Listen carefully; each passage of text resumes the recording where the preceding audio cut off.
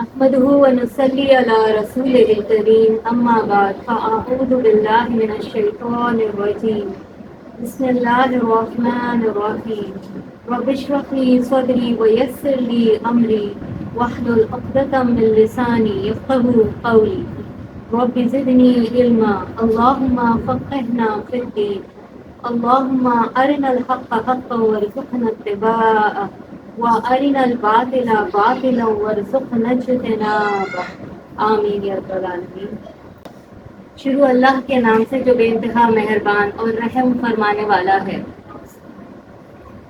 جب زلزلہ آئے گا زمین میں، سخت ترین زلزلہ، اور نکال باہر کرے گی زمین اس کے بوجھوں کو، اور کہے گا انسان یہ اس کو کیا ہوا، اس دن وہ بیان کرے گی اپنی خبریں، اس وجہ سے کہ اس کے رب نے اسے ایسا کرنے پر حکم دیا ہوگا۔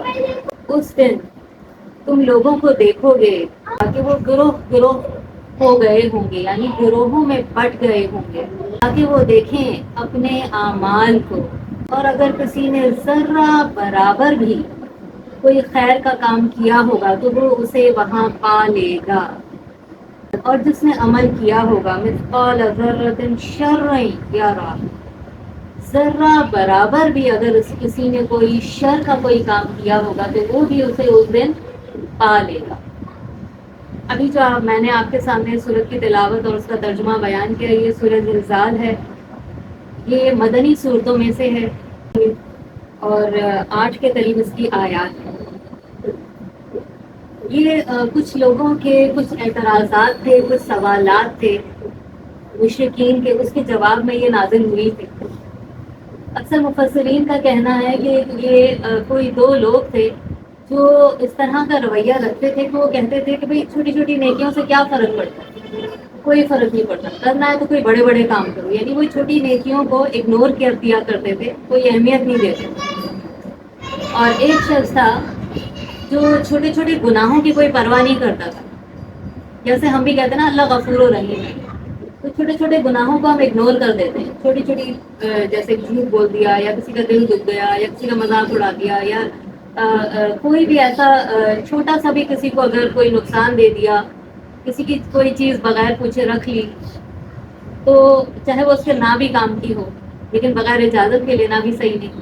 تو یہ چھوٹی چھوٹی سی جیسے گناہ ہیں جن کو ہم اگنور کر دیتے ہیں، جن کو ہم گھاس ہی نہیں ڈالتے، تو وہ غفور و رحیم ہے۔ کبھی کبھی انسان یہ بھی سوچتا ہے نا وہ اللہ ہے، اتنا بڑا ہے، اتنا عظیم ہے، کیا یہ چھوٹی چھوٹی باتوں پر تھوڑی اللہ تعالیٰ کوئی پکڑ کر لے گا یا کچھ اس طرح سے، اور ہم بڑی بڑی نیکیوں میں الجھے رہتے ہیں۔ تو حضرت عائشہ صدیقہ رضی اللہ تعالیٰ عنہ کو بھی آپ صلی اللہ علیہ وسلم نے ارشاد فرمایا تھا کہ عائشہ چھوٹی چھوٹے گناہوں سے بھی بچتی رہو۔ تو آپ نے حضرت عائشہ نے فرمایا کہ یا رسول اللہ کیا چھوٹی گناہوں پر بھی پکڑ ہو سکتی ہے؟ تو آپ نے فرمایا کہ یہ چھوٹے چھوٹے گناہ جمع ہوتے ہوتے ہوتے ہوتے ہوتے ساری زندگی یہ گناہوں کا پہاڑ بھی بن سکتا ہے۔ جیسے ہم اردو میں ایک محاورہ استعمال کرتے ہیں نا، قطرہ قطرہ بنے سمندر، تو وہ قطرہ بحیثیت ویسے تو کوئی اس کی کوئی حیثیت نہیں ہے، لیکن یہی قطرہ قطرہ آپ اگر ٹپکاتے رہیں کہیں پہ تو وہ بالٹی کیا وہ تو پورا سمندر بھی بن جائے، اگر کئی لمبے عرصے تک وہ وہاں پہ پانی جمع ہوتا ہی رہے۔ اور یہ قطرہ قطرہ پانی جو ہے نا کہتے ہیں پتھر پر بھی اگر پڑتا رہے تو وہ پتھر میں بھی سوراخ کر دیتا ہے۔ تو یہ جو چھوٹی چھوٹی ہماری نیکیاں ہیں نا، تو وہ ان کو اگنور کرتے تھے، اور وہ چھوٹے چھوٹے گناہوں کو اگنور کرتے تھے، تو ان کی غلط فہمی دور کرنے کے لیے اللہ سبحانہ و تعالیٰ نے یہ نازل کر دیا۔ دوسرا مفسرین جو بیان کرتے ہیں وہ یہ کہ مشرکین جو تھے مکہ کے، ان کے لیے اس بات کو تسلیم کرنا کہ جو ہمارے آباء و اجداد جو ہزاروں سال پہلے مر گئے یا کئی سو سال پہلے مر گئے، دوبارہ سے وہ زندہ ہو کے کس طرح اٹھ کر کھڑے ہو سکتے ہیں، کیونکہ ان کے لیے یہی بات ہضم کرنا ذرا مشکل تھی نا کہ ہم مرنے کے بعد دوبارہ کیسے زندہ کر کے اٹھائے جائیں گے۔ تو ایک ان کا یہ غلط فہمی یہاں پہ دور کی گئی کہ کہا کہ نہیں اٹھائے جاؤ گے، اور ایسا زلزلہ آئے گا کہ جو صرف زمین میں ہی نہیں ہوگا بلکہ زمین اور آسمان پوری کائنات میں وہ زلزلہ آئے گا۔ تو آپ صلی اللہ علیہ وسلم نے وہ مثال سمجھانے کے لیے ارشاد فرمایا کہ جس طرح ایک چادر بچھی اور اس پر تم کوئی چیزیں جو ہیں وہ سیٹ کر کے رکھ دو، اور پھر کوئی آئے اور اس چادر کو نیچے سے جھٹکا دے کر زور سے کھینچ لے، تو ان چیزوں کا کیا حشر ہوگا جو اس چادر کے اوپر ہوگی؟ سب تتر بتر ہو جائیں گی نا، کوئی اپنی جگہ پہ نہیں رہے گی، ٹوٹ پھوٹ ہو جائے گی اور ہر چیز جو ہے وہ تباہ برباد ہو جائے گی۔ تو یہ جو پوری کائنات اللہ سبحانہ و تعالیٰ نے بنائی ہے نا، یہ جو آسمان ہے، تو ان کے لیے اس بات کو تسلیم کرنا کہ یہ آسمان کس طرح گر سکتا ہے، یہ اتنی بڑی زمین ہے، یہ کیسے تباہ برباد ہو سکتی ہے؟ یعنی زلزلے آتے ہیں، لیکن دیکھیں زمین کے کسی خاص ایک مخصوص حصے میں کوئی زلزلہ آ گیا، ہم سب نے اپنی زندگی میں کبھی نہ کبھی زلزلے کے جھٹکوں کو محسوس کیا ہوگا، کس قدر ہیبت طاری ہو جاتی ہے ہمارے اوپر اگر زلزلہ آ جائے، چیزیں خود بخود ہلنے لگے، ہم بالکل بدحواس ہو کر بھاگنے لگتے ہیں، اپنے بچے اٹھائے، قیمتی چیزیں اٹھائیں اور بھاگتے ہیں باہر کی طرف، نیچے کی طرف، کہ کہیں میدانی علاقے میں جائیں تاکہ اس ملبے تلے یا ہمارے اوپر کوئی ایسی چیز نہ گر جائے، اور اس وقت انسان کو کوئی ہوش نہیں ہوتا۔ تو یہاں قیامت کا یہ جو منظر ہے، یہ آج میں نے جو یہ صورت چنی ہے اس کا بھی مقصد یہی تھا، لیکن کسی بھی قوم کی زوال کی ایک بہت بڑی وجہ یہ ہے کہ وہ آخرت کو بھول جاتا ہے، کہ ہم نے اللہ کے دربار میں کھڑا ہونا ہے، ایک ایک میرے عمل کا مجھے جواب دینا ہے۔ ہم ہر چیز کو بہت لائٹلی لے لیتے ہیں اور بہت ساری چھوٹی چھوٹی نیکیوں کو اگنور کر دیتے ہیں، اور بہت سارے چھوٹے چھوٹے گناہوں کو معمولی سمجھ کر کرتے چلے جاتے ہیں، اور وہ انبار کے انبار جمع ہو جاتے ہیں۔ مثلاً ایک چھوٹی سی سنت ہے کہ آپ صلی اللہ علیہ وسلم جب کھانا تناول فرمایا کرتے تھے تو آپ پلیٹ کو اچھی طرح سے صاف کر دیا کرتے، اور پھر یہ بھی حکم دیتے کہ جو تمہاری انگلیوں پر لگا ہے تو تم انگلیاں بھی چاٹ لیا کرو، یعنی اتنا سا بھی رزق جو ہے وہ ضائع نہ ہو۔ ہم شادیوں میں جاتے ہیں، تہواروں میں یا کسی بھی گیدرنگ میں جاتے ہیں، آپ نے دیکھا ہوگا کھانا کتنا بھرا بھرا پلیٹوں میں ضائع ہو جاتا ہے۔ سوچیں آج آپ نے کھانا کھایا، دو چار چاول کے دانے آپ نے بچا دیے یا ایک دو نوالے بچا دیے، روز اگر آپ یہ اس طرح سے بچاتے رہیں، ہر روز دن میں 2 ٹائم کھائیں یا 3 ٹائم کھائیں، سوچیں سال کے بعد وہ کتنا کھانا ہو جائے گا، 10 سال کے بعد وہ کتنا ہو جائے گا، 20 سال کے بعد، 50 سال کے بعد وہ کس قدر جمع ہو جائے گا جو آپ کے گناہوں کے اعمال میں تولا جائے گا۔ تو یہ چھوٹی چھوٹی چیزیں ہوتی ہیں جن کو ہم اگنور کرتے ہیں اور وہی بڑا ہو کے انبار بن جاتا ہے۔ تو یہ مشرکین، ایک تو یہ ان کا پرابلم تھا کہ وہ کہتے تھے کہ مرنے کے بعد زندہ کیسے ہو کر اٹھائے جائیں، تو اللہ تعالیٰ کہہ رہے ہیں کہ ہاں اٹھائی جاؤ گے۔ جو زلزلے آتے ہیں نا، اس کی بھی اللہ سبحانہ و تعالیٰ کے پاس وجہ موجود ہے، اور وہ وجہ کیا ہے کہ اللہ تو کسی وجہ کا محتاج نہیں ہے، لیکن ہمیں جھنجھوڑنے کے لیے، ہوش میں آنے کے لیے، یا اپنی آخرت اور اپنی موت کو یاد رکھنے کے لیے نا، کبھی زمین کے کسی حصے میں زلزلے آتے ہیں، اور جہاں پہ بستیوں کی بستیاں تباہ و برباد ہو جاتی ہیں۔ بہت سارے قصے ہم قرآن میں پڑھتے ہیں نا کہ زلزلہ آیا اور اتنا خطرناک تھا کہ پوری بستی کی بستی جو ہے وہ اٹھا کر الٹ دی گئی۔ جیسے ایک اس شخص کا قصہ ہم حدیث میں پڑھتے ہیں کہ حضرت اللہ سبحانہ و تعالیٰ نے حضرت جبرائیل علیہ السلام کو حکم فرمایا کہ ایک بستی میں جاؤ اور اسے اٹھا کر پٹک دو نیچے۔ تو فرشتے نے کہا کہ یا رسول اللہ، وہاں پر ایک شخص ہے جو بہت زیادہ عبادت گزار ہے۔ تو اللہ سبحانہ و تعالیٰ نے ارشاد فرمایا کہ اسی سے شروع کرو۔ تو جبرائیل امین جو ہے وہ ذرا پریشان ہوئے، اور اللہ سبحانہ و تعالیٰ نے ارشاد فرمایا کہ یہ جو میرا بندہ ہے یہ مجھے جانتا ہے، اسے پتا ہے کہ قیامت آنے والی ہے، اسے پتا ہے کہ حساب کتاب ہونا ہے، لیکن اس کو صرف اپنی فکر پڑی ہے کہ اپنے رشتہ داروں کو، اپنے اہل محلہ کو، اپنے پڑوسیوں کو، کسی کو خبردار نہیں کر رہا، یہ صرف اپنے آپ کو بچانے میں لگا ہوا ہے۔ یہ دوسروں کو کیوں نہیں بتا رہا، دوسروں کی پرواہ کیوں نہیں کر رہا، اسی سے عذاب شروع کر، اور پھر اس بستی کو اٹھا کر پلٹ دیا گیا۔ تو یہ جو زلزلے آتے ہیں، یہ کبھی کبھی ایسا بھی ہوتا ہے، بلکہ اکثر ایسا ہی ہوتا ہے کہ جس جگہ پر گناہوں کی کثرت بہت زیادہ ہو جاتی ہے تو اللہ سبحانہ و تعالیٰ کا عذاب نازل ہوتا ہے۔ جس جس بستی میں اللہ سبحانہ و تعالیٰ نے نبی صلی اللہ علیہ وسلم سے پہلے، وعلیکم السلام، انبیاء کرام بھیجے، انبیاء نے جب اس قوم کو معجزے دکھائے اور انہوں نے معجزے دیکھ کر اللہ کو پہچان لیا، تو اللہ کو پہچاننے کے بعد بھی انہوں نے ان معجزوں کا انکار کر دیا، تو پھر کیا ہوا؟ عذاب آیا اللہ تعالیٰ کا اور بستیاں تباہ ہو گئی۔ تو یہ تو چھوٹی چھوٹی جگہوں پر زمین کے کسی حصے کسی ٹکڑے میں آتا ہے. سوچیں کہ وہ زلزلہ کیا ہوگا کہ جو پوری کائنات، پوری زمین نہیں بلکہ سارے کے سارے پلانٹس، یہ پوری ہماری یہ جو یونیورس ہے اس میں بہت سارے سولر سسٹمس ہیں. بہت سارے سولر سسٹمس مل کے گیلیکسیز بناتے ہیں، اور بہت ساری گیلیکسیز، کئی ملین بلین گیلیکسیز مل کر جو ہے پھر وہ ایک ملکی وے بناتی ہے. اور ملکی ویز کی بھی بہت ساری جو ہے وہ ملینز بلینز میں تعداد موجود ہے. سوچیں یہ اتنی بڑی کائنات، جیسے آپ صلی اللہ علیہ وسلم نے ارشاد فرمایا کہ دسترخوان پر یہ ساری چیزیں موجود ہیں، اور اللہ تعالیٰ اس طرح کر کے چادر جب کھینچیں گے تو وہ جو زلزلہ آئے گا وہ آسمان بھی ٹکڑے ٹکڑے ہو جائے گا، دروازے دروازے ہو جائے گا، پہاڑ بھی روئی بن کر اڑنا شروع ہو جائیں گے. کبھی آپ نے قریب سے پہاڑ کو دیکھنے کا آپ کو کبھی اتفاق ہوا ہے؟ کتنی ہیبت طاری ہو جاتی ہے آپ کے اوپر اس پہاڑ کو جب آپ قریب سے دیکھتے ہیں. جب ٹی وی یا تصویروں میں دیکھتے ہیں نا تو وہ کیفیت نہیں آتی. جب آپ اس کے سامنے کھڑے ہوتے ہیں نا تو یہ جو محاورہ ہے نا کہ اب آیا اونٹ پہاڑ کے نیچے، اونٹ اپنے آپ کو بہت بڑی چیز سمجھتا ہے، لیکن اپنے سے بڑی اس پہاڑ کے سامنے جب آتا ہے تب اسے اپنی حیثیت کا پتہ چلتا ہے.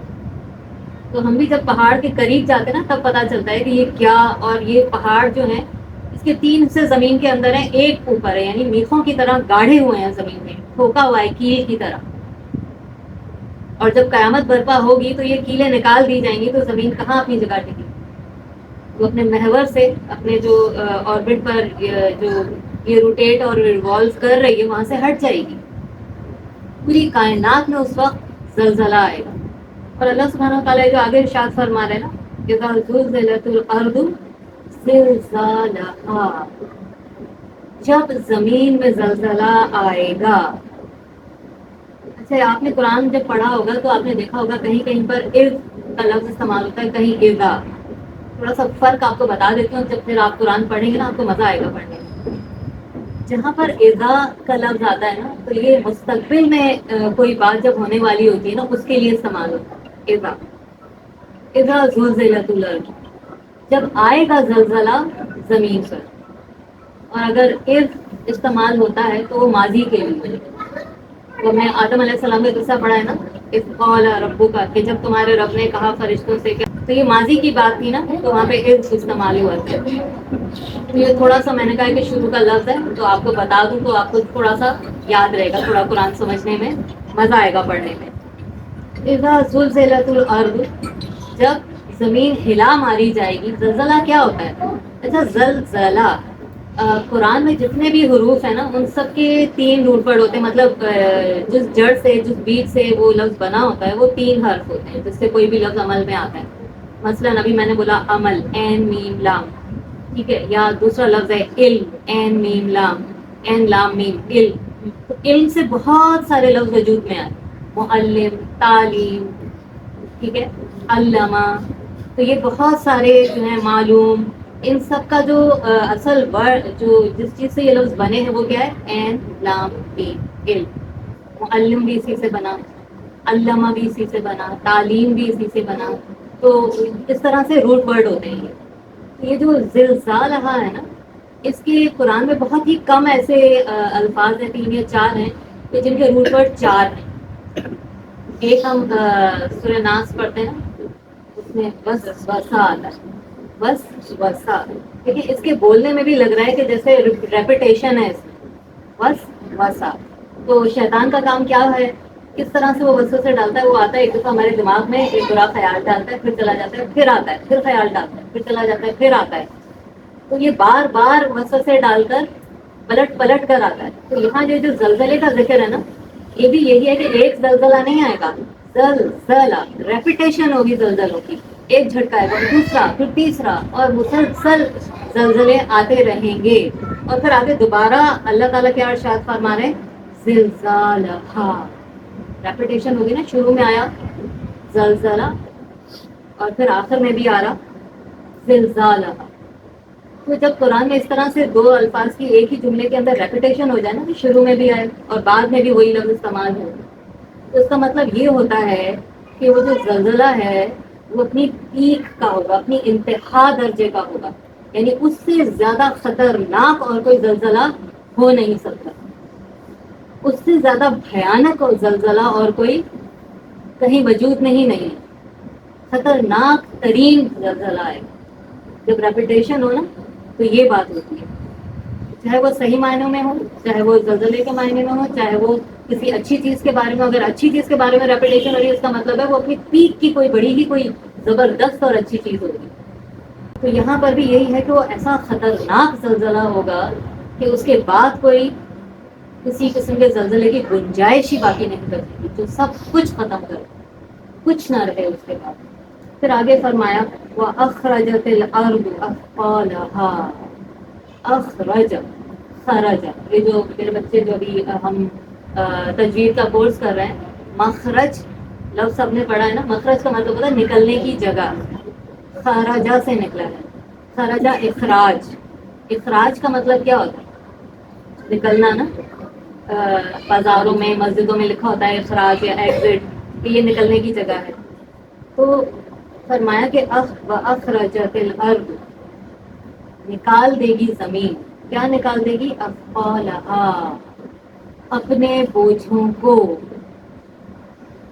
بوجھ کا جو لفظ ہے نا، یہ قرآن میں کئی جگہ پہ استعمال ہوا ہے. نیچے بھی اسی لفظ کو اللہ تعالیٰ نے استعمال کیا کہ مثقالہ کا جو لفظ ہے یہ بھی اثقالہ سے ہی بنا ہے، خا قاف لام اس کا روٹ ورڈ ہے. تو یہ دونوں اسی سے ہی بنے ہیں.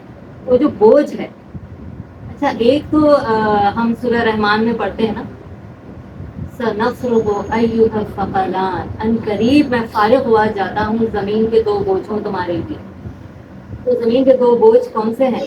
ایک انسان اور جن، دونوں کو کہا گیا کہ ان قریب میں فارغ ہوا جاتا ہوں تمہارے لیے. اور اس دن یہ ہوگا، جیسے بچہ بھی شرارتیں کر رہا ہوتا ہے نا، وہ دیکھتا ہے میں نے ایک شرارت کی، مما کی طرف دیکھتا ہے کچھ نہیں بولا مما نے ابھی تو، مما بھی انتظار کر رہی ہوتی ہے ذرا ایک ساتھ ہی اس کی خبر لوں گی، تو وہ پھر شرارت کرتا ہے. تو دیکھتا ہے مما نے تو کچھ کہا ہی نہیں، پھر اس کے بعد وہ اس سے بڑی شرارت کرتا ہے. پھر دیکھتا ہے مما نے تو کچھ کہا، مما دور سے اس کو دیکھ رہی ہیں، نوٹس کر رہی ہیں. مما کو پتا ہے کہ ابھی تھوڑی دیر کے بعد جو نہیں سب ذرا کر لے، پھر میں اچھی طرح سے اس کی خبر لیتی ہوں. ایسا ہوتا ہے نا، ہم کبھی مصروف ہوتے ہیں یا کچھ اس طرح سے اگنور کر رہے ہوتے ہیں، دیکھتے ہیں کہ سب تک یہ جاتا ہے. اللہ بھی لمبی ڈیل دیتے ہیں نا انسان کو کہ کہاں تک یہ گناہ کر سکتا ہے، یا ہو سکتا ہے یہ پلٹ آئے، ہو سکتا ہے یہ میری ڈانٹ کے بغیر خود ہی صحیح ہو جائے، ہے نا. مما بھی اس لیے اس وقت نہیں ڈانٹ رہی ہوتی، ہو سکتا ہے اب یہ رک جائے، ہو سکتا ہے اب رک جائے، خامخواہ میں ڈانٹ دوں، یہ بھی ایک وجہ ہوتی ہے نا. تو اللہ تعالیٰ بھی اس طرح یہ جو دو بوجھ ہیں نا، ان کے لیے اللہ تعالیٰ نے سورہ رحمان میں دھمکی دے دی ہے کہ ابھی میں رک جاؤ ذرا، تمہارے لیے فارغ ہوا جاتا ہوں، ذرا تمہاری خبر لیتا ہوں. تو یہاں بھی زمین کے جو بوجھ ہے نا اس کی طرف اشارہ ہے. اور کیا بوجھ ہے؟ علماء نے اس کی جو مزید تفصیل بیان کی ہے، انہوں نے کہا ہے کہ زمین کے اندر کے جو خزانے ہیں وہ زمین اس دن اگل دے گی، سارے کے سارے خزانے. یا زمین کے اندر جو راز دفن ہیں وہ راز بھی زمین اس دن اگل دے گی. جب یہ قیامت کا دن ہوگا نا، جب یہ زلزلہ آئے گا، یہ حدیث میں آتا ہے، مفسرین لکھتے ہیں کہ یہ جو زلزلہ کی جو یہاں پہ ذکر ہے، یہ پہلا سور جب پھونکا جائے گا نا، اس کے بعد پوری دنیا میں کائنات میں زلزلے آئیں گے. اور یہ کن لوگوں کے اوپر آئیں گے؟ لیکن قیامت کے قریب، قیامت سے کہا جاتا ہے کہ کچھ دن پہلے، 40 دن پہلے قرآن اٹھا لیا جائے گا. کوئی بھی نیک انسان جو ہے زمین کے اوپر باقی نہیں بچے گا. تو یہ جو ہیبت ناک منظر ہوگا، یہ مومنین کے لیے نہیں ہوگا، ایمان والوں کے لیے نہیں ہوگا. یہ جو زلزلے آئیں گے اس کو بھگتے گا کون؟ وہ جو سب سے زیادہ تمام انسانیت میں بد کردار اور برے لوگ ہوں گے، ان کے لیے یہ زلزلے آئیں، وہ اس کو بھگتیں گے اور برداشت کریں گے اور اس کے تحس نحس کو جو ہے وہ جھیلیں گے. تو زمین اپنے جو بوجھ جب نکال دے گی اور یہ سور پھونکا جائے گا، تو اس کے بعد جب انسان حشر کے میدان میں جب جمع ہوں گے نا، تو جب یہ زمین اپنے بوجھ نکال رہی ہوگی، سارے خزانے جو اس کے اندر دفن ہیں. آپ نے سنا ہوگا قارون کا جو ہے وہ محل پورا سونے سے بنایا تھا، اس نے وہ زمین کے اندر دھس گیا نا. اسی طرح بہت سارا سونا جو وہ زمین کے اندر دھسا ہوا ہے. ابھی آپ نے یہ آج کل سنا ہوگا جہاں پہ ظلم کی انتہا ہو گئی ہے، تو کس وجہ سے؟ سونے کے اوپر نا. سوڈان میں سونا نکلا ہے، مسلمان ہی مسلمان کو سونے کی وجہ سے مار رہے ہیں. تو قیامت والے دن سونے کے پہاڑ، سونے کے جیسے بڑے بڑے پلرز ہوتے ہیں نا، اس طرح سونا پڑا ہوگا جگہ جگہ جگہ جگہ. لیکن اس دن انسان اس کی طرف دیکھے گا بھی نہیں، کیونکہ آگے اس کو کیا نظر آ رہا ہے کہ اب میرا وقت آ گیا حساب کتاب کا.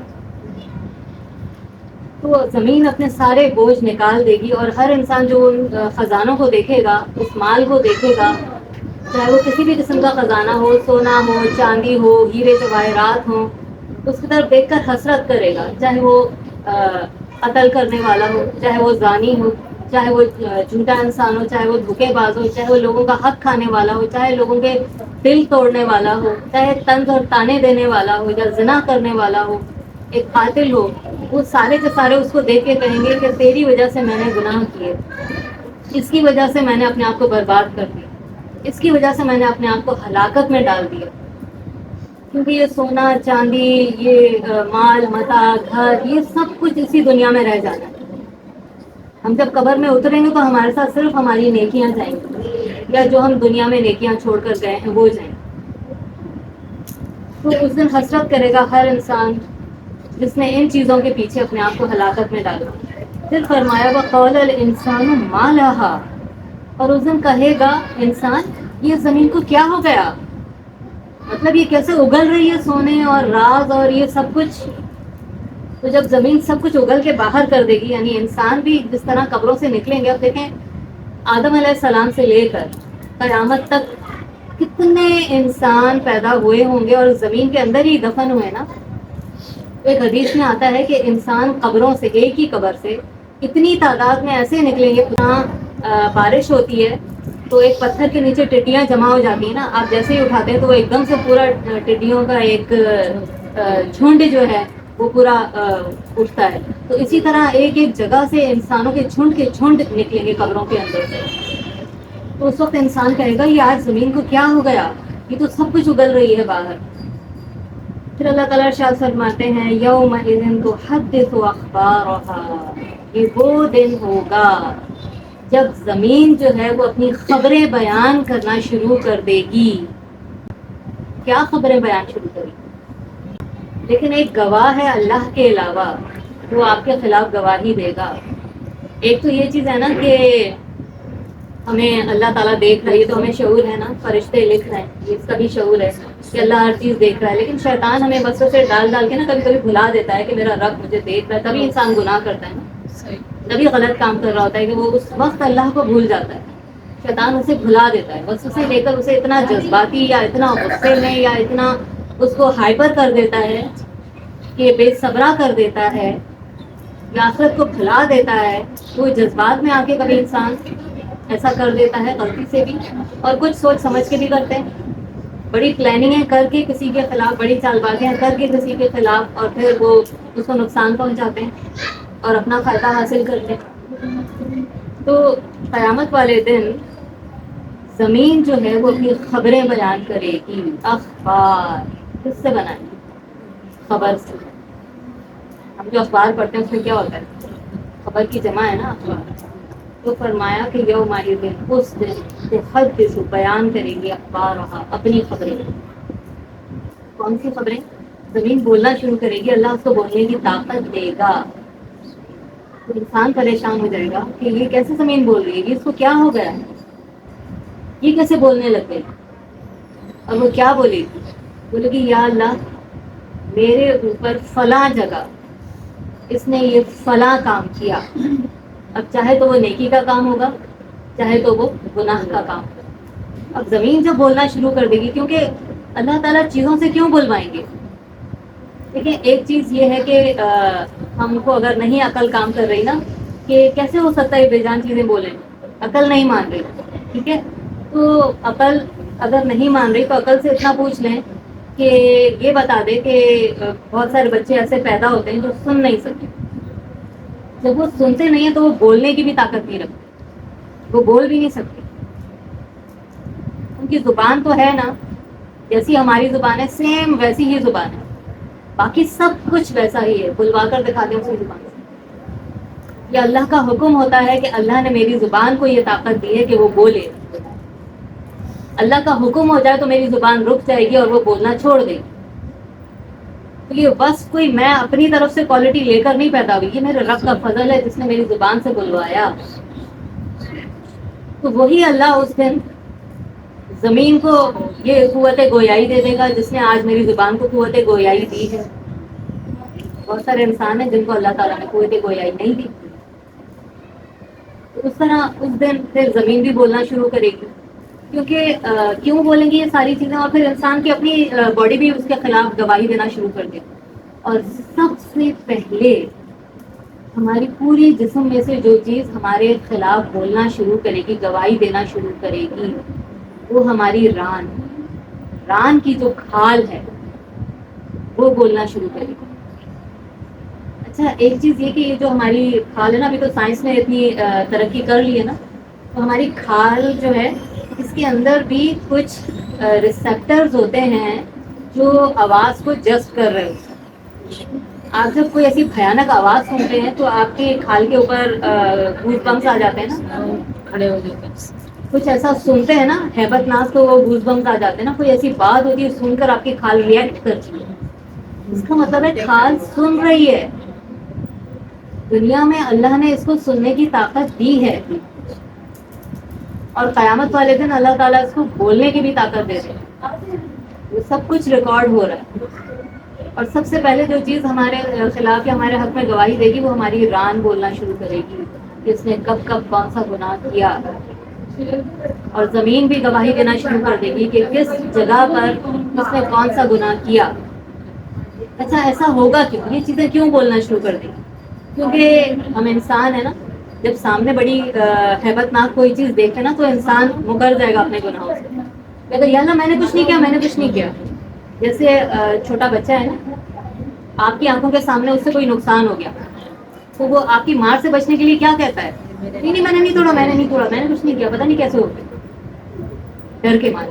تو قیامت والے دن کچھ لوگ ڈر کے مارے سب جھٹلا دیں گے. جب وہ دوزخ کو دیکھیں گے پھر ان کے خلاف زمین گواہی دے گی کہ یا اللہ فلاں دن فلاں جگہ پر اس نے یہ گناہ کیا. اور پھر اسی طرح ہمارے جسم بھی بولنا شروع کر دیں، ہماری کھال، ہماری کان، ہماری آنکھ، ہماری ہر چیز. تو انسان کہے گا اے میرے جسم، تیری راحت کے لیے، تیرے مزے کے لیے، تیرے سکون کے لیے تو میں نے یہ گناہ کیے. تو وہ کہے گی کہ نہیں، میرے لیے نہیں، تو نے اپنے نفس کے لیے کی، میرے لیے نہیں. تو سوچیں قیامت والے دن تو میرا جسم بھی میرے مخالف ہو جائے گا. تو اچھا نہیں ہے کہ میں اسی دنیا میں اپنا یہ جسم، اپنی سوچ، اپنی ارادہ، اپنا سب کچھ اپنے رب کے حوالے کر دوں اور اس زمین کو اپنے گناہوں کا گواہ نہ بناؤں. جس طرح گناہوں کا گواہ بنے گی زمین، اسی طرح نیکیوں کا گواہ بھی بنے گی زمین. آپ صلی اللہ علیہ وسلم ارشاد فرماتے تھے نا کہ تم فرض ایک جگہ پہ پڑھو اور تمہیں کتنی تکلیف ہوتی ہے اگر تم سنتیں دوسری جگہ پڑھ لو. یعنی فجر میں اگر آپ نے ایک جگہ پہ کھڑے ہو کے 2 سنتیں پڑھی ہیں تو فرض آپ دوسری جگہ پڑھ لیں. آپ نے دیکھا ہوگا کہ مسجدوں میں جب لوگ جاتے ہیں تو نمازیں ادا کرتے ہیں پھر وہ جگہ بدلتے ہیں، کوئی ادھر ہو جاتا ہے، کوئی ادھر ہو جاتا ہے. اس طرح سے جگہ بدل کے کیوں پڑھتے ہیں؟ کہ ہر جگہ زمین پر جہاں جہاں میرا سجدہ ہوگا وہ زمین قیامت والے دن گواہی دے گی. سوچیں اللہ سبحانہ و تعالیٰ کی شان، اس کی عظمت. تو جگہ جگہ جہاں جہاں آپ کے سجدہ پڑا ہوگا یا آپ کے قدم نماز کے لیے کھڑے ہوئے ہوں گے وہ زمین گواہی دے گی آپ کے. تو فرمایا کہ اس دن زمین جو ہے وہ اپنی ساری خبریں بیان کر دے گی. کیسے چھپیں گے پھر؟ آج تو ہم چھپا لیتے ہیں نا. تو فرمایا کہ بِأَنَّ رَبَّكَ أَوْحَىٰ لَهَا، یہ اس لیے ہوگا کہ تیرے رب نے اسے وحی کی ہوگی. اوحا وحی سے بنا. وحی کیا یعنی اللہ نے اس کو حکم دیا کہ اے زمین تو بول، اور وہ زمین بولنا شروع کر دے. پھر وہ انسان سے جھٹلا رہے ہوں گے نا کہ یا اللہ میں نے کچھ نہیں کیا، وہ خاموش ہو جائیں گے. اللہ سبحانہ و تعالیٰ نے زمین کو وحی کی ہوگی کہ تو بولنا شروع ہو جا، اور جب وہ بولے گی تو پھر یا تو ہمارے حق میں گواہی دے گی یا ہمارے خلاف. اب یہ ہمارے اوپر ہے کہ ہم اپنے لیے اچھی اچھی گواہیاں جمع کر لیں بہت ساری، یا دوسرا آپشن بھی کھلا ہوا ہے. پھر فرمایا کہ یومئذ یصدر الناس اشتاتا، اس دن انسان جو ہے وہ گروہوں میں بٹ جائیں گے. کس قسم کے گروہوں میں؟ دیکھیں دنیا میں ہم سب ساتھ رہے ہیں نا، کس کے دل میں منافقت ہے، کس کے دل میں سچا ایمان ہے، کون آپ کے سامنے میٹھا بول رہا ہے پیچھے سے آپ کے وار کر رہا ہے، یا کون واقعی آپ کے ساتھ بہت مخلص ہے اور آپ کی پیٹھ پیچھے بھی آپ کو ڈیفینڈ کر رہا ہے. ہے نا. دلوں کے حال تو ہم میں سے کوئی بھی نہیں جانتا, لیکن اللہ تعالیٰ جانتے ہیں. یہاں دنیا میں تو دیکھیں, آپ صلی اللہ علیہ وسلم جب مدینہ میں تھے تو کیا صرف مومنین آپ کے ارد گرد ہوتے تھے؟ منافقین بھی ہوتے تھے جن کا نہیں کچھ پتا ہوتا. تو دنیا میں تو سب ہم ساتھ ہی رہ رہے ہیں نا, لیکن قیامت والے دن ایسا نہیں ہوگا. جب پل صراط سے مومنین گزر رہے ہوں گے تو انہوں نے دنیا میں اپنی نیکیوں کی وجہ سے جو اپنا نور جمع کیا ہوگا نا, تو یہ منافق کہیں گے کہ کچھ ہمیں بھی اپنی روشنی میں سے دے دو. دیکھو دنیا میں بھی تو ہم ایک دوسرے کی مدد کیا ہی کرتے تھے نا. تو پھر اللہ سبحانہ و تعالیٰ ایک دیوار, ایک دروازہ حائل کر دیں گے, اور وہ نور جو ہوگا وہ صرف مومن کو ہی کام آئے گا. منافق کو اس دن کسی مومن کا کوئی نور کام نہیں آئے گا. تو اس دن یہ جو گروہ بن جائیں گے نا, جیسے ہم قرآن میں ایک اور جگہ پہ آتا ہے کہ قیامت والے دن 3 گروہ بن جائیں گے میجر, جو بڑے بڑے گروہ ہوں گے. ایک جو مقربین ہوں گے, جو اللہ کے بہت برگزیدہ مقرب بندے ہوں گے, اللہ کے بہت قربت والے قریب جو ہوں گے, وہ سب سے آگے ہوں گے, کیونکہ وہ دنیا میں بھی اللہ تعالیٰ کے کاموں میں سب سے آگے. ٹھیک ہے, مثلاً قرآن کی اللہ کی کوئی محفل سب سے پہلے پہنچے, دین کے کاموں میں کوئی خیر کا کام ہے, کوئی صدقہ خیرات کا کام ہے, سب سے پہلے اس میں پہل کر لیتے. جیسے ہی نماز کا وقت ہوا فوراً سب سے پہلے نماز کے لیے کھڑے ہوتے, ہر کام میں جلدی کرتے ہیں. جیسے ہی اللہ کا حکم ملا فوراً قبول کر لیا بغیر کچھ سوچے. جیسے صدیق اکبر, ان کو جب معراج کا پتہ چلا تو فوراً وہ ایمان لیا. ایک لمحہ بھی انہوں نے دیر نہیں کی. آپ صلی اللہ علیہ وسلم نے وحی کا بتایا, ایک لمحہ بھی دیر نہیں کی, فوراً ایمان لیا. اسی طرح حضرت خدیجہ, حضرت علی, حضرت ابو بکر صدیق, یہ سب سے پہلے تھے نا, تو یہ سب سے زیادہ مقرب ہو گئے اللہ. تو یہ جو نیکیوں کی آگے بات آ رہی ہے نا, اس سے تھوڑا سا اس کو میں کنیکٹ کروں گی کہ چھوٹی چھوٹی نیکیاں جو ہوتی ہیں نا, راستوں میں پڑی رہتی ہیں, ہم اگنور کرتے چلے جاتے ہیں. مثلاً کوئی پتھر پڑا ہوا ہے, اگر آپ نے اس کو سائڈ پہ کر دیا, وہ بھی ایک نیکی ہے, اور وہ آپ کی طرف سے صدقہ ہے دوسرے آنے والے کے لیے. ہم یہ پرواہ نہیں کرتے. کوئی ایسی چیز, روٹی کا ٹکڑا پڑا ہوا ہے, اٹھا کے اوپر رکھ دیا, یا کھانا اگر بچوں نے کسی نے بچا دیا, ایک تمہارا نیچے گر گیا, وہ نہیں کھایا جا رہا, تو آپ نے چڑیوں کے لیے رکھ دیا, یا چوٹیوں کے لیے رکھ دیا, یا کسی بھی دوسری مخلوقوں کے ضائع نہ ہو. یہ چھوٹی چھوٹی نیکیاں ہیں نا. تو اس دن یہ جو گروہ بن جائیں گے, ایک تو مقربین کا گروہ, دوسرا سیدھے ہاتھ والے, دائیں ہاتھ والے, ان کی بھی بڑی شان بیان ہوئی ہے قرآن میں کہ کتنے ہی اچھے ہیں جو سیدھے ہاتھ والے. پھر ایک الٹے ہاتھ والے. الٹے ہاتھ والے کون ہوں گے؟ دوزخی, کافر, مشرک, وہ سب الگ الگ کر دیے جائیں گے. اچھا, پھر جو مومنین اور سیدھے ہاتھ والے ہوں گے ان کے اندر بھی گروہ بن جائیں گے, بہت سارے گروہ. اور جو کافر ہوں گے ان کے اندر بھی بہت سارے گروہ بن جائیں گے. جس نے فرعون کی پیروی کی ہوگی, فرعون جیسے کام کیے ہوں گے, وہ فرعون کے گروہ کے اندر ہوگا. جس نے حامان جیسے کام کیے ہوں گے وہ اس کے ساتھ ہوگا. جادو میں پڑا ہوگا تو وہ اس کے لشکر میں ہوگا. اسی طرح جو نیکی کرنے والے ہیں, ایک دن آپ صلی اللہ علیہ وسلم مجلس میں بیٹھے تھے, جمعے کا دن تھا, تو آپ نے پوچھا کہ آج کس نے صدقہ کیا؟ تو ابو بکر صدیق نے فرمایا کہ میں نے. تو پھر آپ نے فرمایا کہ آج کون جو ہے وہ بیمار کو پوچھنے گیا؟ تو آپ نے فرمایا کہ میں. پھر تیسری نیکی بھی آپ نے فرمائی, وہ مجھے بھی یاد نہیں آ رہی. تو آپ نے فرمایا کہ جو یہ 3 نیکیاں, مطلب مجھے اے ابو بکر آپ ہی سے یہ امید تھی, کیا کیونکہ ہر نیکی میں آپ سبقت لے جانے والے ہیں. تو جیسے ہی کوئی یہ چھوٹی نیکی بھی آپ کی اس میں آئے نا, فوراً اس کو کوئی اچھی ویڈیو آ گئی, آپ فوراً اپنے سارے رشتے داروں کو, دوستوں کو, سب کو بھیجنا. یہ بھی نیکیاں بانٹنا ہے نا. اگر کوئی ایسی غلط ویڈیو آ جاتی ہے تو آپ اس کو صرف اگنور نہ کریں, آپ اس کو جو ہے وہ رپورٹ کریں کہ اس میں جو ہے یہ غلط کانٹینٹ ہے, یہ نہیں ہونا چاہیے. وہ نیچے اوپر 3 نقطے آ رہے ہوتے ہیں, آپ کو کریں تو پھر آتا ہے کہ ناٹ انٹرسٹڈ, یہ کر لیں. کوئی نہ کوئی آپ ایسا اسٹیپ لیں کہ جس سے وہ برائی روکنے میں آپ کا ایک عمل شامل ہو سکے. اسی طرح گھر کے اندر, رشتے داروں میں, محلے والوں کے ساتھ چھوٹی سی چھوٹی نیکی کو بھی آپ اگنور نہ کریں.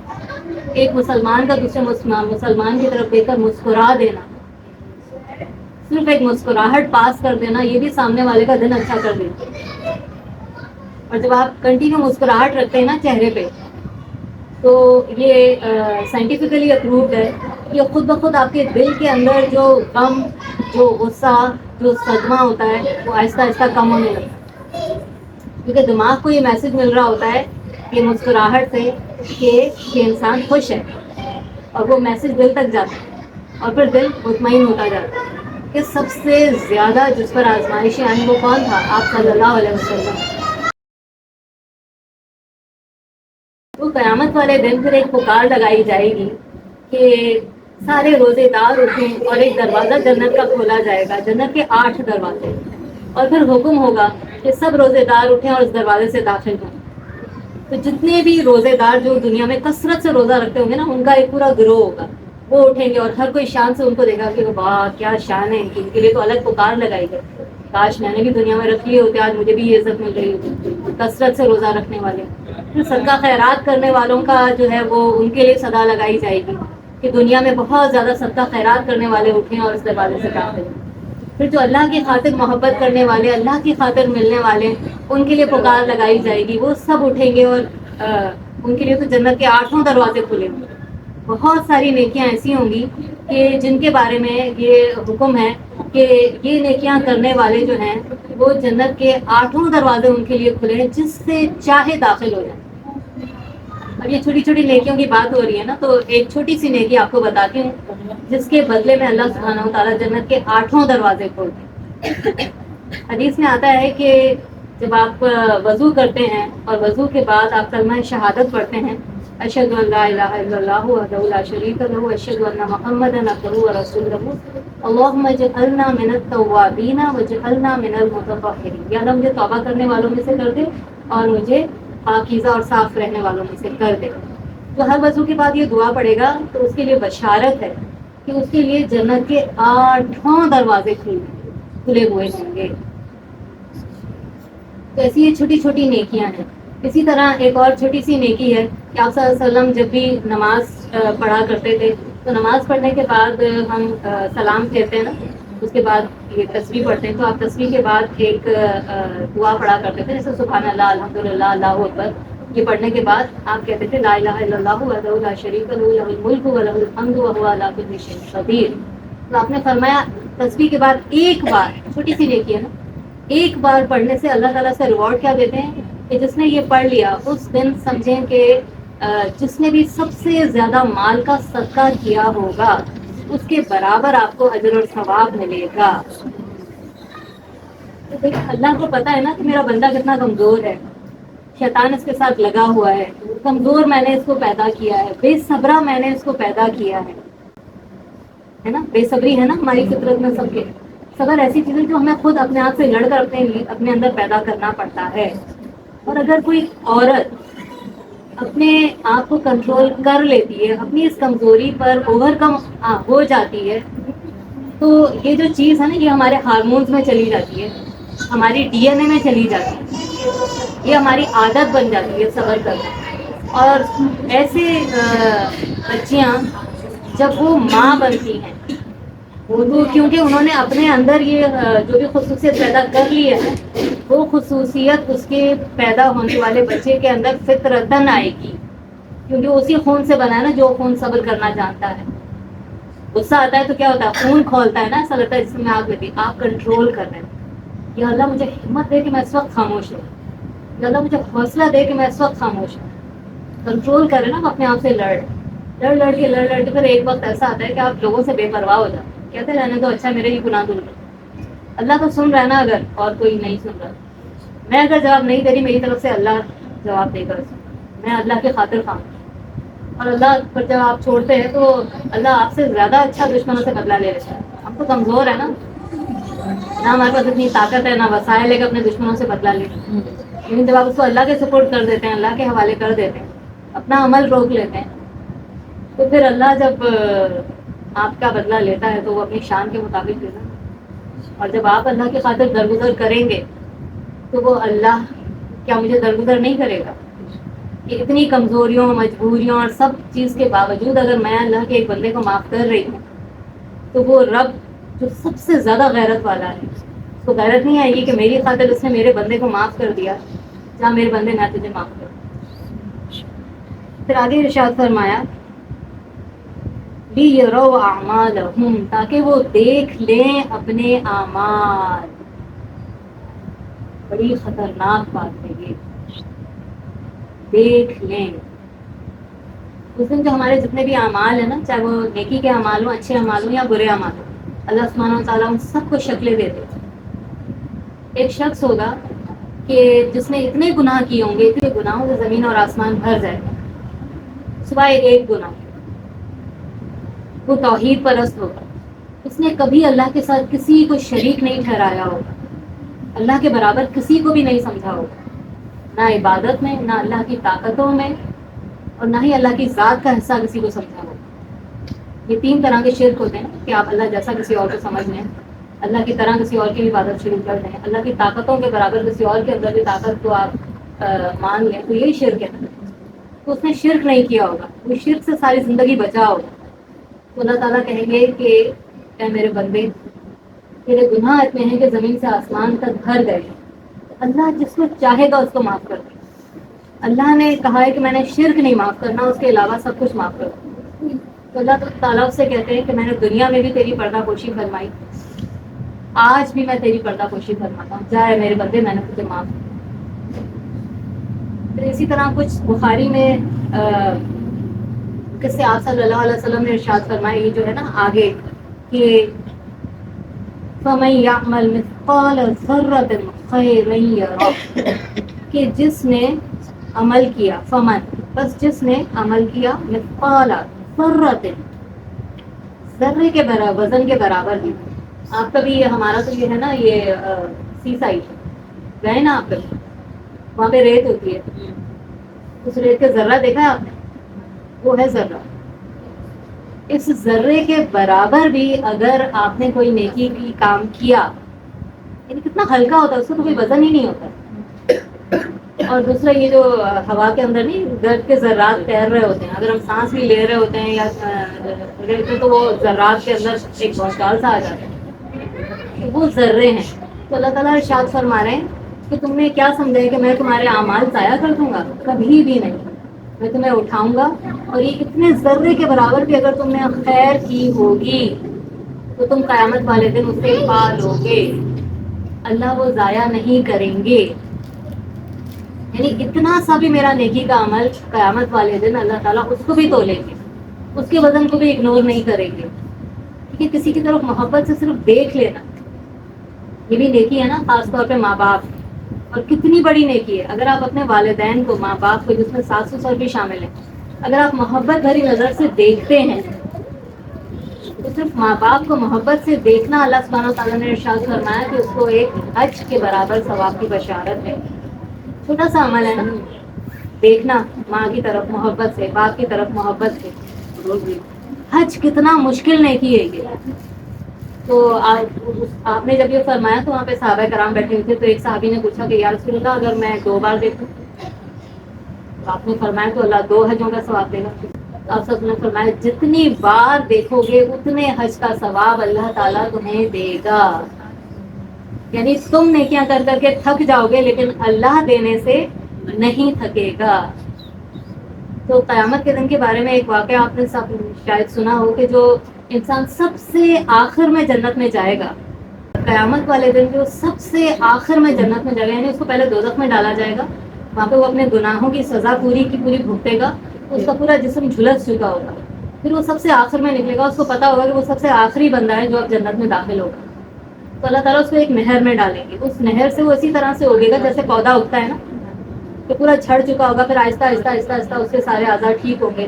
پھر وہ دیکھے گا ایک درخت ہے تھوڑا سا دور، اس کا سایہ ہے، تو اللہ تعالیٰ سے دعا کرے گا کہ یا اللہ مجھے بس اس درخت تک پہنچا دے اور میں تجھ سے کبھی کچھ نہیں مانگوں گا، اس کے سائے میں مجھے بٹھا دے. تو اللہ تعالیٰ ارشاد فرمائیں گے کہ ٹھیک ہے، میں آپ کو اجازت دے دیتا ہوں. کہتا بس اللہ تعالیٰ اتنا کر دیجئے، میں اس کے بعد آپ سے کچھ بھی نہیں مانگوں گا. یہ وعدہ کرتا ہے اللہ سے.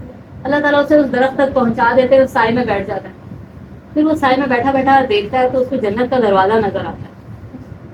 وہ دیکھتے دیکھتے دیکھتے اپنے آپ کو روک نہیں سکتا. پھر وہ اللہ تعالیٰ سے کہتا ہے کہ یا اللہ جنت کے دروازے تک پہنچا دے بس، پھر اس کے بعد میرا وعدہ میں کچھ نہیں مانگوں گا. تو اللہ تعالیٰ اسے اپنا پچھلا وعدہ یاد دلاتے ہیں، میرے بندے تو نے وعدہ کیا تھا کہ تجھے صرف درخت تک جانا ہے، تو کہے گا کہ یا اللہ بس وہاں تک پہنچا دے، اس کے بعد کچھ نہیں مانگوں، ایک جھلک تو ذرا دیکھوں نا اندر جنت کیسے. تو اللہ تعالیٰ اس کو وہاں تک پہنچا دے گا. پھر وہاں پہ وہ رکے رہے گا رکے رہے گا رکے رہے گا. پھر اللہ تعالیٰ سے گڑ گڑا کے دعا کرے گا یا اللہ مجھے اندر داخل کر. بس میرا وعدہ ہے، میں قسم کھاتا ہوں اس کے بعد کچھ نہیں مانگوں.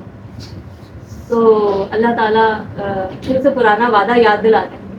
وہ کہتا ہے یا اللہ معاف کرتے، اندر داخل کر. تو جب اندر داخل ہوتا ہے تو پھر وہ سوچتا ہے کہ جنت تو مجھ سے پہلے جتنے بھی لوگ آئے سب نے اس کے اوپر قبضہ کر لیا ہوگا، میرے لیے تو کوئی جگہ ہی نہیں باقی بچی ہوگی اندر. تو ابھی وہ یہی سوچ رہا اندر ہو رہا. تو وہ اللہ تعالیٰ سے پھر مانگتا ہے کہ یا اللہ ایک گھر اگر مل جائے جنت میں. تو اللہ تعالیٰ اس پر پھر ہنس پڑتے ہیں، ہنسی آ جاتی ہے اللہ تعالیٰ. تو اللہ تعالیٰ کہتا ہے کہ اے میرے بندے، دنیا میں جو سب سے بڑی جو ریاست تھی نا، جس انسان کے پاس سب سے زیادہ زمین کا ٹکڑا تھا، اس کے برابر میں تجھے جنت میں دوں گا. وہ خوش ہو جاتا ہے. تو اللہ تعالیٰ کہتا ہے کہ جا میرے بندے، وہ جو زمین تھی نا جس پر تو رہتا تھا، پوری زمین کے برابر میں تجھے جنت دے دیتا ہوں. یہ اللہ کی رحمت ہے. اور ہم اس اللہ کو اگنور کر دیتے ہیں دنیا کے فضول کاموں کے پیچھے. جو اللہ انتظار میں بیٹھا ہے کہ اے میرے بندے پلٹ کر تو آ، میں انتظار میں بیٹھا ہوں، میں نے تیرے لیے جنت الفردوس میں گھر بنا کے رکھا ہے، تیرا انتظار کروں. جب کوئی بچہ پیدا ہوتا ہے نا اس کے لیے 2 گھر بنتے ہیں، ایک فردوس میں اور ایک دوزخ میں. اللہ کی رحمت اور اس کی آپ محبت کی آپ انتہا دیکھیں نا. اللہ تعالیٰ چاہتے تو سب سے نیچے درجے میں ہمارا گھر بنا دیتے نا، ابھی اپنی نیکیاں کر کر کے فردوس تک پہنچے گا. نہیں، اللہ نے فردوس میں گھر بنا دیا. تو ہم دنیا میں جب گناہ کر کر کے وہ نا اپنے آپ کو ذرا نیچے کے درجے میں لا رہے ہو، لیکن اگر آپ نیکیوں کے ساتھ جڑے رہیں، اللہ کو راضی کرنے کی اپنی طاقت کے مطابق کوشش کرتے رہے، ہر نیکی کا بدلہ آپ وہاں پا لیں گے. تو اللہ تعالیٰ اس بندے کو جب یہ کہتا ہے تو وہ اتنا خوش ہوتا ہے اتنا خوش ہوتا ہے. پھر اللہ تعالیٰ اس کو کہتے ہیں کہ جا میں نے تجھے اس زمین جیسی 10 زمینیں اور عطا کی. وہ اتنا خوش ہوتا ہے اتنا خوش ہوتا ہے، تو خوشی میں اسے سمجھ میں نہیں آ رہا ہوتا کہ وہ کیا بولتا ہے. تو سوچیں جو سب سے آخر میں داخل ہو گئے جب اس کو اللہ اتنا نواز رہے ہیں، تو کیسے ہو سکتا ہے کہ اللہ تعالیٰ یہ جو رائی کے دانے کے برابر بھی میری نیکی جو ہے یہ میں قیامت والے دن پا لوں. یہ اللہ ضائع نہیں کرے. دنیا میں ایسا ہوتا ہے نا، آپ کسی کے ساتھ بہت اچھا کر رہے ہوتے ہیں لیکن وہ بدلے میں ہمیشہ آپ کا نقصان، ہمیشہ پیٹ پہ چھرا ہوتا ہے، ہمیشہ آپ کی ٹانگ کھینچ لے. ہوتی ہے نا لوگوں کی کچھ فطرت، وہ شیطان کی باتیں مان مان کے سراپا شیطان بن جاتا ہے نا، وسوسوں میں آ جاتے ہیں، لوگوں کے بہکاووں میں آ جاتے ہیں. اور یہ شیطان جو ہے یہ صرف جنات میں سے نہیں ہوتے. ہم جب یہ سورت پڑھتے ہیں تو ہم کیا کہتے ہیں؟ من الجنتی والناس. یا اللہ جو شیطان کے شر سے پناہ مانگ رہا ہوں جو جنوں میں سے بھی ہے اور انسانوں میں سے بھی. تو صحابہ کرام نے پوچھا یا رسول اللہ کیا شیطان انسانوں میں سے بھی ہوتے ہیں؟ تو آپ نے ارشاد فرمایا کہ خبردار رہو، انسانوں میں جو شیطان ہوتے ہیں وہ جن شیطانوں سے زیادہ خطرناک ہوتے ہیں. سوچیں آپ. اور اس کی مثالیں ہم دیکھ رہے ہیں نا، جو فلسطین میں ہو رہا ہے، جو دوسرے مسلمان ممالک میں ہو رہا ہے، کس طرح سے دنیا میں جو ہے وہ ظلم ہو رہا ہے. تو شیطان بھی شرمندہ ہو جاتا ہوگا. تو اللہ تعالیٰ سے دعا ہے کہ اللہ تعالیٰ ہمیں خیر کے اعمال جمع کرنے کی توفیق عطا فرمائے. وَمَن يَعْمَلْ مِثْقَالَ ذَرَّةٍ، اور جو کوئی عمل کرے گا مثقال ذرۃ، ذرہ کے برابر بھی، وزن کے برابر بھی، شرًا یَرَى، شر میں سے وہ پا لے گا. ادھر دل بڑا رکھے. اگر کسی نے آپ کو نقصان پہنچایا ہے، تکلیف پہنچائی ہے، دل دکھایا ہے، تو قیامت والے دن اس کو وہ بھگتنا پڑے گا. قیامت تو بہت دور کی بات ہے، اگر آپ تھوڑا صبر کر لیں نا تو جیسی کرنی ویسی بھرنی کا جو فارمولا ہے نا وہ دنیا میں ہی اللہ تعالیٰ آپ کو دکھا دیتے ہیں کہ جو آپ کے ساتھ جیسا کرتا ہے وہی آپ کے ساتھ ہوتا ہے. مثلاً ایک چھوٹی سی مثال ہے کہ اگر آپ اپنے والدین کے ساتھ بہت اچھے ہیں تو اللہ تعالیٰ آپ کو بھی فرما بردار اولاد دے گا. لیکن اگر آپ اپنے والدین کا دل دکھانے والے، تکلیف دینے والے، ان کے لیے ایک ٹارچر سیل بن گئے، فتنہ بن گئے ہیں، تو آپ کو اولاد بھی پھر ویسی تیار ہوتی ہے. یہ تو دنیا کے قوانین ہیں. تو قیامت والے دن اللہ تعالیٰ ذرہ برابر بھی کسی کے نامہ اعمال کو برباد نہیں کرے گا. اس عورت کا قصہ آپ نے سنا ہوگا کہ جو بڑی روزے دار، تہجد گزار، بہت عبادت گزار تھی، ایک بلی کو اس نے باندھ دیا. اور یہ بخاری کی جو ہے وہ حدیث ہے، یہ قصہ بخاری شریف میں آیا. وہ بلی ادھر بھوکی پیاسی تڑپ کے مر گئی، اور یہ اپنی عبادتوں میں، ریاضتوں میں اور اس میں لگی ہوئی تھی، بلی کو کھانا نہیں. اور اللہ کو اس کا یہ عمل اتنا برا لگا، اللہ تعالیٰ نے اس عورت کے لیے حکم دیا کہ اس کے لیے دوزخ لکھ دو. اسی طرح ایک دوسری عورت کا قصہ ہے جو فاحشہ تھی، یہ بھی بخاری کی حدیث ہے. وہ فحاشی کرتی تھی لیکن توحید پرست تھی، اس نے اللہ کے ساتھ کبھی کسی شرک نہیں کیا تھا. برا کام کرتی تھی لیکن اس نے کبھی اللہ کے ساتھ شریک نہیں ٹھہرایا. تو اس نے دیکھا ایک کتے کو، حالانکہ کتا نجس جانور ہے، ناپاک جانور ہے، اس کی رال ناپاک ہے، کپڑوں کو لگ جائے تو کپڑے ناپاک ہو جاتے ہیں. پھر بھی جب اس نے دیکھا کہ یہ کتا بہت پیاسا ہے، کیونکہ وہ خود بھی پیاس سے ادھر چکی تھی، تو وہ پھر اس نے اپنی اوڑھنی اتاری اور اس کو پانی میں، کنویں میں ڈپ کیا، اور وہ پانی اپنے جوتے میں نچوڑا اور وہ جوتا کتے کے سامنے رکھا اور اس کو پانی پلایا. ہم کبھی گلی کے کتوں کے رحم کھاتے ہیں، تو بچے اگر پتھر مار مار کے ان کو تنگ کر رہے ہو تو بچوں کو منع بھی نہیں کرتے. تو اس طرح کے ٹرین کرنا چاہیے کہ اگر دیکھیں اگر اس کے پانی پلانے کا اتنا ثواب ہے کہ اللہ تعالیٰ نے اس چھوٹی سی نیکی کے بدلے اس کے سارے گناہ معاف کر دیے، تو یہ بھی ہوتا ہے نا کہ اس مخلوق کو پھر اذیت پہنچانے پر وائس ورثہ بھی ہو سکتا ہے نا، الٹ بھی ہو سکتا ہے نا. تو یہ ایک صورت تھی جو میں نے چاہا کہ آخرت پر تھوڑی سی یاد دہانی بھی ہو جائے گی، اور ایک دل کو تسلی مل جائے گی کہ میرا رب دیکھ رہا ہے، میرا رب سن رہا ہے، اور یہ زمین گواہ ہوگی میرے ہر عمل، میری کھال گواہ ہوگی ہر عمل، اور اللہ میری کوئی نیکی ضائع نہیں کرے گا. دنیا میں اگر مجھے اس کا اجر نہیں مل رہا تو وہاں پر لازماً ملے گا. یا رب لک الحمد کما ينبغي لجلال وجهك وعظیم سلطانك. سبحان اللہ وبحمده عدد خلقه ورضا نفسه وزینة عرشه ومداد کلماته. اللهم صل على محمد وعلى آل محمد كما صليت على إبراهيم وعلى آل إبراهيم إنك حميد مجيد. اللهم بارك على محمد وعلى آل محمد كما باركت على إبراهيم وعلى آل إبراهيم إنك حميد مجيد. الحمد لله رب العالمين الرحمن الرحيم مالك يوم الدين إياك نعبد وإياك نستعين اهدنا الصراط المستقيم صراط الذين أنعمت عليهم غير المغضوب عليهم ولا الضالين آمين. ربنا آتنا في الدنيا حسنة وفي الآخرة حسنة وقنا عذاب النار. ربنا فاغفر لنا ذنوبنا وكفر عنا سيئاتنا وتوفنا مع الأبرار. ربنا لا تؤاخذنا إن نسينا وأخطأنا. ربنا ولا تحمل علينا إصرا كما حملته على الذين من قبلنا. ربنا ولا تحملنا ما لا طاقة لنا به واعف عنا واغفر لنا وارحمنا انت مولانا فانصرنا على القوم الكافرين. یا اللہ اس محفل میں جو بھی ہم نے دین کی اچھی باتیں سیکھی سمجھی ان پر عمل کی توفیق عطا فرما، ہمارے ایمانوں کو مضبوط فرما دے، ہمارے دلوں کو ایمان کے نور سے منور فرما. یا اللہ اس محفل کو قبولیت کا شرف عطا فرما. یا اللہ جو کمی کوتاہی رہ گئی ہماری وجہ سے اس سے درگزر فرما. یا اللہ جو خیر اس محفل سے پھیلا وہ محض آپ کا فضل ہے، اس میں برکت عطا فرما. یا اللہ اس گھر والوں پر اپنی رحمتیں اور برکتیں نازل فرما، کہ گناہوں کو بخش دیجیے اور نیکیوں کو قبول فرما. یا اللہ فرا باجی کے بھی درجات بلند فرمائے. یہ محفلیں اس گھر میں انہی کا صدقہ جاریہ ہے. یا اللہ اس کا ثواب انہیں بھی عطا فرمائے. یا اللہ جتنے بھی مسلمان اس دنیا سے رخصت ہو گئے ان سب کی بخشش فرما دیجیے، ان سب کے درجات بلند کر دیجیے، ان کی قبروں کا عذاب بخش دیجیے.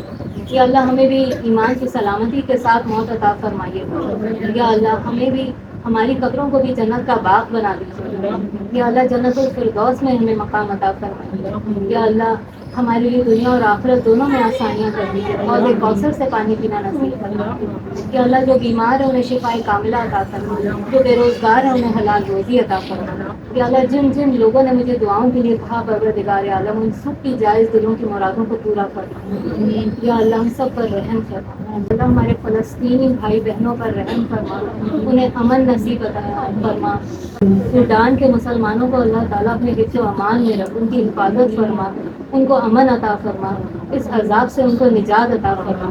کہ اللہ جہاں جہاں مسلمان عذاب میں اور اذیتوں میں مبتلا ہیں انہیں اپنی رحمت کے وسیلے پروردگار عالم امن عطا فرما، انہیں روٹی عطا فرما، انہیں پانی عطا فرما، انہیں گھر عطا فرما، ان کے درجات دنیا اور آخرت میں بلند فرما، آمین یا رب العالمین۔ اللہم صلی علی محمد وعلی آل محمد کما صلیت علی ابراہیم وعلی آل ابراہیم انک حمید مجید، اللہم بارک علی محمد وعلی آل محمد کما بارکت علی ابراہیم وعلی آل ابراہیم انک حمید مجید۔